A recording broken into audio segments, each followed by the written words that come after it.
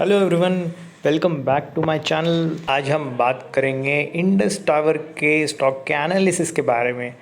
तो स्टार्ट करते हैं कंपनी से कि कंपनी क्या करती है। बेसिकली कंपनी की बात करें तो टेलीकॉम कंपनी है, बेसिकली टेलीकॉम टावर कंपनी है। और अब इंडस टावर एंड भारती इंफ्राटेल के मर्जर के बाद one of the world largest telecom tower company है ये।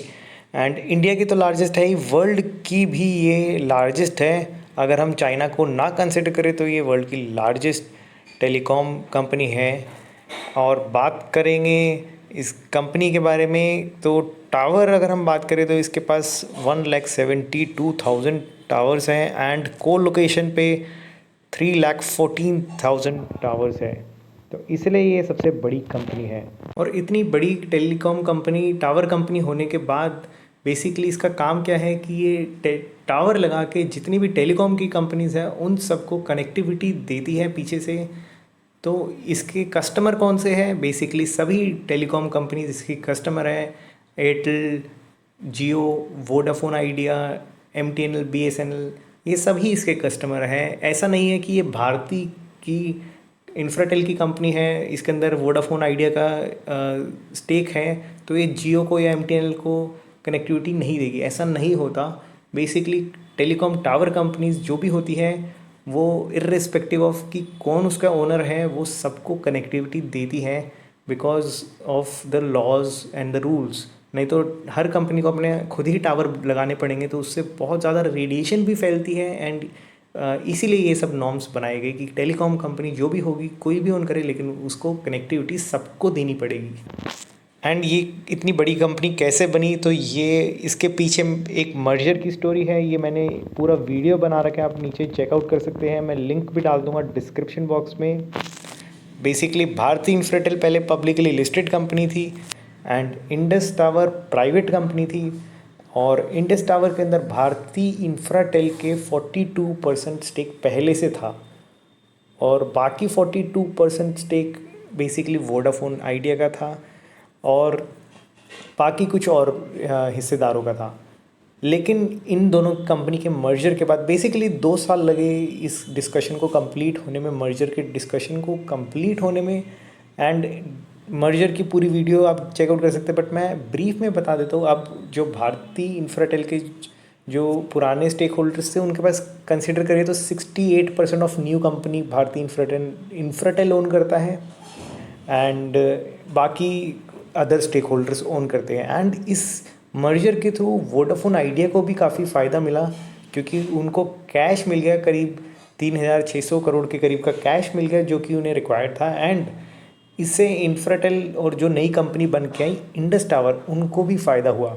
उनको कैसे फ़ायदा हुआ कि जो उन्होंने कैश पेमेंट करी वोडाफोन आइडिया को, उसमें से उन्होंने कुछ हिस्सा रख लिया था अपने पास कि उन्होंने बोला कि कंपनी ने बोला, जो नई कंपनी थी इंडस टावर की, आपको ये कैश तभी मिलेगा जब आपकी जो पेमेंट्स है इसके रिलेटेड वो सारी मिल जाएगी। बेसिकली पेमेंट को सिक्योर कर लिया था, आप ये समझ सकते हैं इस डील के अंदर। तो सबके लिए विन विन सिचुएशन हो गई थी इस मर्जर के अंदर। एंड सबसे ज़्यादा फ़ायदा तो डेफिनेटली शेयर होल्डर्स को हुआ ही है। तो चलिए जंप करते हैं इसके फाइनेंशियल्स को लेकर। अगर फाइनेंशियल्स की बात करें तो आप देख सकते हैं कि इसके फाइनेंशियल्स भी इंक्रीज़ करे हैं पिछले कुछ क्वार्टर्स में, जबकि इतना बुरा टाइम चल रहा है कंपनीज़ का, लेकिन इसके फाइनेंशियल सेल्स में भी इंक्रीज़ करे हैं। एंड इसका नेट प्रॉफिट देखें तो वो भी 732 करोड़ का है। सितंबर 2020 में सेल्स 1700 करोड़ की है सितंबर 2020 के अंदर। और अगर हम इसका इंटरेक्टिव चार्ट देखें, ये तो मैंने बेसिकली स्क्रीनशॉट ले रखे हैं, तो अगर हम इस वेबसाइट पर जाए जहाँ से मैंने ये स्क्रीनशॉट ले रखा है, लेट मनी ग्रो पे एक बारी जाकर, तो मैंने क्लिक करा और मैं letmoneygrow.com पर आ गया। इसका पूरा इंटरेक्टिव चार्ट्स मिल जाएंगे आपको यहाँ पर अभी हम बात करते हैं फाइनेंस की, जो इसके क्वार्टरली रिजल्ट है। बेसिकली देखा जाए तो आपको यहाँ पर भी इंटरेक्टिव चार्ट मिल जाएगा, जो इसके क्वार्टरली रिजल्ट आप देख सकते हैं। नेट प्रॉफिट, बेसिकली जो ये नेट प्रॉफिट वाली लाइन है ये काफ़ी अच्छी है। अगर सेल्स के मामले में देखा जाए तो नेट प्रॉफिट काफ़ी सॉलिड है इसका। एंड अगर हम एनुअली भी देखें तो मैं आपको ये दिखाना चाहूँगा कि एनुअली भी अगर आप देखो, चाहे इसकी सेल डिप हुई है 2015 के बाद 2016 में, एंड इसके पीछे बहुत मेजर रीज़न है, एनुअल सेल डिप होने के पीछे एक रीज़न ये है कि जियो पिक्चर में आ गया था। जब से जियो आया तब से सबकी इनकम पे इम्पैक्ट आया था, बहुत बड़ा इम्पैक्ट आया था, जो कि आप हर कंपनी में देख सकते हैं। लेकिन स्टिल अगर आप ये देखें कि इसके सेल्स गिरने के बाद भी प्रॉफिट इंक्रीज़ होता गया। अगर आप यहाँ पर देखें प्रॉफिट की लाइन, नेट प्रॉफिट कंपनी ने 500 करोड़ से 3000 करोड़ का कर लिया है 10 साल में।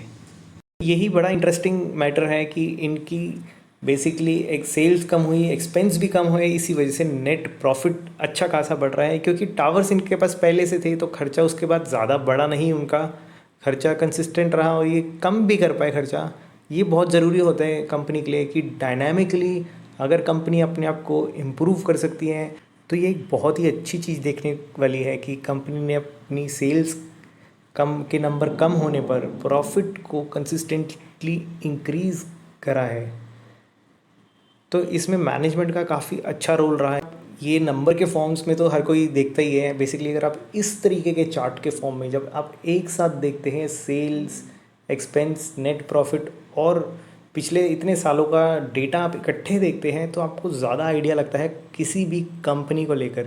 बेसिकली नंबर्स तो हम सभी देखते रहते हैं, यहाँ पे नंबर लिखे हैं, ठीक है, इससे कुछ आइडिया लगता है, लेकिन ये बहुत ही इजी रिप्रेजेंटेशन है। इसलिए मैंने आपको इस वेबसाइट पे लेकर गया हूँ, क्योंकि इससे बहुत ही अच्छे से आपको पता लगता है कि यार कंपनी में क्या चल रहा था। अगर ये कंपनी की नेट सेल कम हुई, यहाँ पर एकदम से कम हुई है, ये आपको नंबर की फॉर्म में कभी कभी कन्फ्यूजन हो जाता है, कम हुई, कितनी कम हुई, परसेंटेज लिखा है, काफ़ी कन्फ्यूजिंग लगता है कई बारी।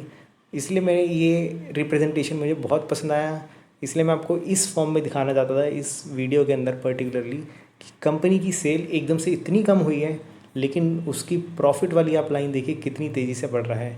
तो चलिए मैं अपनी वेबसाइट पे वापस आता हूँ और बात करेंगे इंडस टावर की गुड साइड के बारे में। अगर बात करें इंडस टावर की गुड साइड के बारे में तो कंपनी के ऊपर कोई भी प्लेज शेयर नहीं है, इस बहुत ही लो डेट है कंपनी का। एंड जैसे मैंने आपको दिखाया अपने प्रॉफिट कंपनी कॉन्टीन्यूसली इंक्रीज़ कर रही है, क्वार्टर बाय क्वार्टर भी इंक्रीज़ कर रही है, पिछले 2-3 क्वार्टर में भी इंक्रीज़ करा है प्रॉफिट इन्होंने।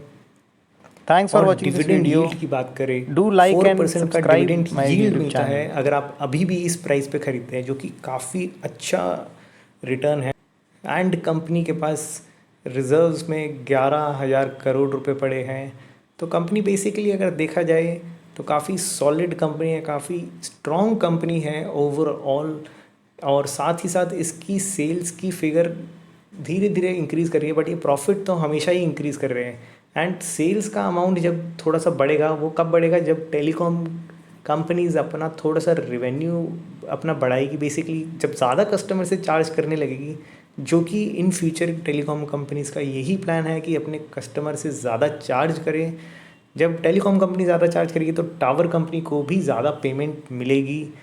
तो ये बेसिकली एक चेन होगी एंड इनके प्रॉफिटेबिलिटी अच्छी है ही, तो ये अपने प्रॉफिट बहुत ज़्यादा तेज़ी से बढ़ा पाएंगे इन फ्यूचर।